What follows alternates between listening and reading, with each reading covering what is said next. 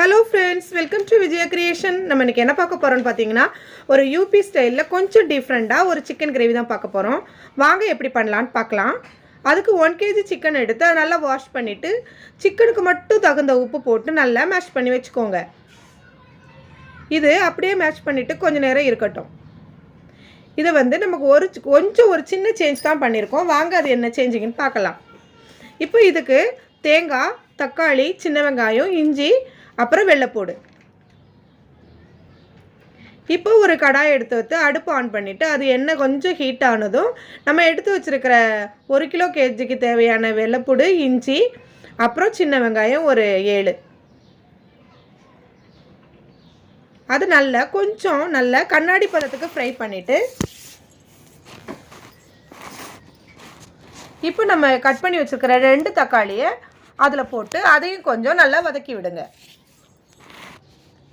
இது ரெண்டும் சேர்ந்து நல்ல அழகா கொஞ்சம் சிம்மில் வச்சு வதக்கி விடுங்க. இது கொஞ்சம் கண்ணாடி பதத்தில் ஒரு 3/4 வாசி வெந்ததுக்கு அப்புறம் நம்ம திருவி வச்சிருக்கிற தேங்காவை ஒரு அரை மூடி அளவு தேங்காய் திருவி வச்சுருக்கோம். அதையும் அதில் போட்டு அழகாக சிம்மில் வச்சே நல்லா கிளறி விடுங்க. இப்போ எல்லாம் சேர்ந்து நல்ல ஒரு அழகான ஒரு மணம் வரும். அந்த டைமில் நம்ம ஸ்டவ் ஆஃப் பண்ணி எடுத்து வச்சுக்கலாம்.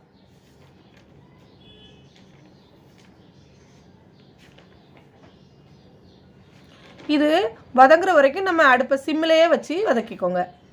இப்போ ஒரு கடாயை எடுத்து அடுப்பு ஆன் பண்ணி அதில் கொஞ்சம் எண்ணெய் விட்டு இப்போ நம்ம அதை மேட்ச் பண்ணி வச்சுருக்கிற அந்த சிக்கனை அப்படியே கொஞ்சம் ஒரு 70% ஃப்ரை பண்ணுற மாதிரி ஃப்ரை பண்ணி எடுத்துக்கோங்க.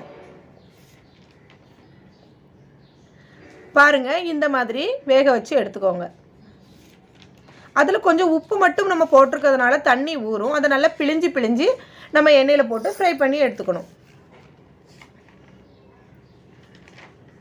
இப்போ நம்ம ஏற்கனவே வதக்கி வச்சுருக்க அந்த ஸ்பைசஸ் எல்லாம் மசாலா எல்லாம் போட்டு மிக்சியில் கிரைண்ட் பண்ணி எடுத்துக்கோங்க.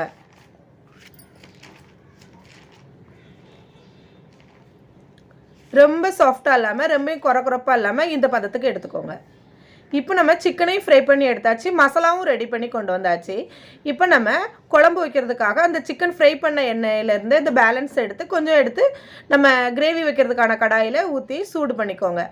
இப்போ எண்ணெய் ஹீட் ஆனதும் பட்டை, கிராம்பு, ஒரு ஏலக்காய், 10 இலை, கருவேப்பிலை எல்லாம் போட்டு நல்லா ஃப்ரை பண்ணிக்கோங்க. ஃப்ரை பண்ணிவிட்டு ஒரு 2 பெரிய வெங்காயத்தை நீளவாக்கில் நறுக்கி வச்சுருக்கோம், அதையும் போட்டு நல்லா ஃப்ரை பண்ணிக்கோங்க. இப்போ ஒரு 3 பச்சை மிளகா கீரி அதில் அப்படியே போட்டு வெங்காயத்து கூடயே ஃப்ரை பண்ணி எடுத்துக்கோங்க. இது நல்லா ஃப்ரை பண்ணி இருக்கும்போது ரொம்ப கருகாமல் அந்த வெங்காயம் இருக்கும்போது நம்ம அரைச்சி வச்சுருக்கிற அந்த பேஸ்ட்டை எடுத்து அந்த வெங்காயத்து மேலே கொட்டி அதை நல்லா வதக்கி விடுங்க. ஏற்கனவே நம்ம அதை எண்ணெயில் ஃப்ரை பண்ணி தான் நம்ம அரைச்சிருக்கிறோம். அதனால் கொஞ்சமாக ஒரு 3 மினிட்ஸ் வதக்கி விடுங்க, போதும். அது நல்லா வதக்கி விட்டுட்டு இப்போ மிக்ஸி ஜாரை கழுவி அந்த எண்ணெயை தண்ணியை ஊற்றிக்கோங்க. இதுலேயே நம்ம வத்தல் பொடி, சில்லி பவுடர் எல்லாமே நம்ம தண்ணி ஊற்றுறதுக்கு முன்னாடி போடலாம். ஆனால் கொஞ்சம் நம்ம அந்த ஃப்ரை பண்ணாத சில்லி பவுடர்னால் இந்த மாதிரி எண்ணெய் விட்டு கொஞ்சம் 2 spoon chilli powder, 1 spoon coriander powder, கொஞ்சம் மஞ்சத்தூள், ஒரு அரை ஸ்பூன் மஞ்சத்தூள் போட்டு அதை நல்லா லைட்டாக சிம்மில் வச்சு சட்டி அந்த கடாய் சூடானதும் அதை பந்த் பண்ணிவிட்டு ஆஃப் பண்ணிவிட்டு நல்லா கிண்டி விட்டுட்டு அந்த பொடியை எடுத்து இதில் போட்டு தட்டிக்கோங்க.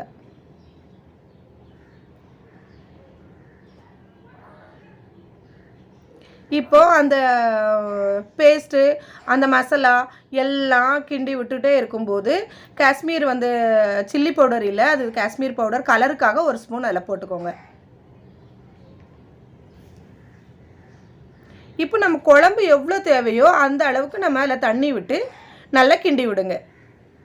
அப்புறம் ஒரு அரை ஸ்பூன் கரம் மசாலா போட்டு அதையும் சேர்த்து நல்லா கிண்டி விடுங்க. இப்போது நம்ம கிரேவியில் நம்ம உப்பே போடலை. இந்த சமயத்தில் நம்ம கிரேவியில் உப்பு போட்டு நல்லா டேஸ்ட் பார்த்துக்கோங்க. டேஸ்ட் பார்த்துட்டு க்ளோஸ் பண்ணி ஒரு கொதி விட்டதும் ஓப்பன் பண்ணி பாருங்கள். ஓப்பன் பண்ணி பார்த்துட்டு 2 கொதி விட்ட உடனே நம்ம ஏற்கனவே ஃப்ரை பண்ணி உப்பு மட்டும் போட்டு ஃப்ரை பண்ணி வச்சுருக்க சிக்கன் எடுத்து அதில் கொட்டிக்கோங்க.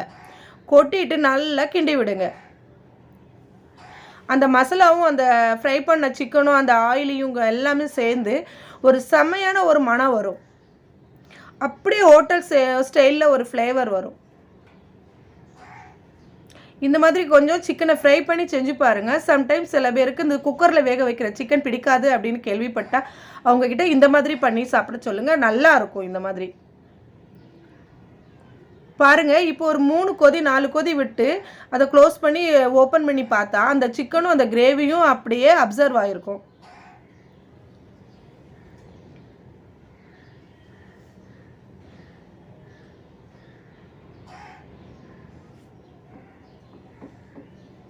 பாருங்கள் எப்படி வந்திருக்குன்ட்டு. அப்படியே கலரும் அந்த மசாலாவும் அந்த சிக்கனும் அது சேர்ந்து அவ்வளோ அழகாக இருக்கும். டேஸ்ட் பக்காவாக இருந்தது.